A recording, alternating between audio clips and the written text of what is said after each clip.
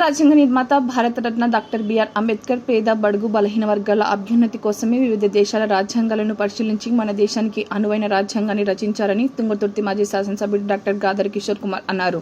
Doctor BR Ambedkar 68వ వర్ధంతి వేడుకలను పురస్కరించుకుని శుక్రవారం తుంగతుర్తి నియోజకవర్గ కేంద్రంలోని మహనీయుని విగ్రహానికి బీఆర్ఎస్ నాయకులతో కలిసి పూలమాలలు వేసి ఘనంగా నివాళులర్పించారు. ఈ సందర్భంగా కిషోర్ కుమార్ మాట్లాడారు. అంబేద్కర్ గారి ఆశయాలు అంబేద్కర్ గారి ఆశయాలు జై భీమ్ జై భీమ్ జై భీమ్ జై భీమ్. వర్ధంతి సందర్భంగా నియోజకవర్గ కేంద్రమైనటువంటి వారి యొక్క విగ్రహానికి పూలమాల వేసి వారిని గౌరవించుకోవడం అనేటువంటిది మనల్ని మనం గౌరవించుకోవడం.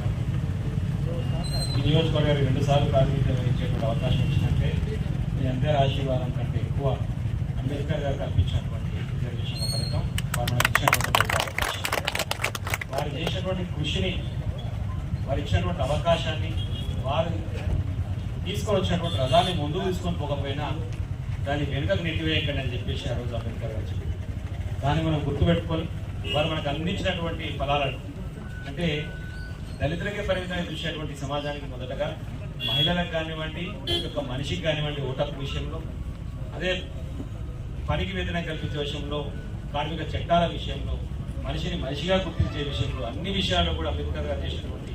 ఎనలేని సేవలు కావచ్చు, బ్రిటిష్ కాంగ్రెస్లో జరిగినటువంటి చర్చలు కావచ్చు, మన వర్గాల కోసం కొట్లాడి మనకి ఇచ్చినటువంటి అవకాశాల కోసం కొట్లాడి తల్లాడి రాజ్యాంగంలో పొందుపరిచినటువంటి విషయాలు కావచ్చు, ఇంకా ప్రజలకు అర్థం చేయాల్సినటువంటి ఒక దయనీయమైనటువంటి పరిస్థితిలో ఈ 75 సంవత్సరాలు దాటినా ఉండడం అనేటువంటి మాత్రం కొంచెం శోచనీయమైనటువంటి పరిస్థితి.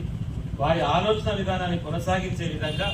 అది ఏ ప్రభుత్వం అయినా, ఉన్నటువంటి కాంగ్రెస్ ప్రభుత్వం అయినా, గతంలో పనిచేసినటువంటి బీఆర్ఎస్ ప్రభుత్వం అయినా,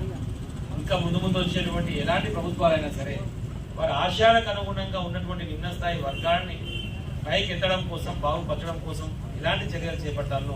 దానికోసం అందరం కలిసికట్టుగా ముందుకు సాగే విధంగా ప్రయత్నం చేస్తే బాగుంటుంది. అది ఏ ప్రభుత్వం అయినా, కేంద్రంలో ఉన్నటువంటి ప్రభుత్వాలు ఎవరైనా ఏదో ఒక పేరుతోని దానికి క్రిమిలేర్ అనేటువంటి మాటను జోడించు, లేకపోతే ఇంకో దాన్ని జోడించు, రాను రిజర్వేషన్లు ఎత్తేసేటువంటి కుట్రలు చేసేటువంటి ప్రయత్నం చేస్తే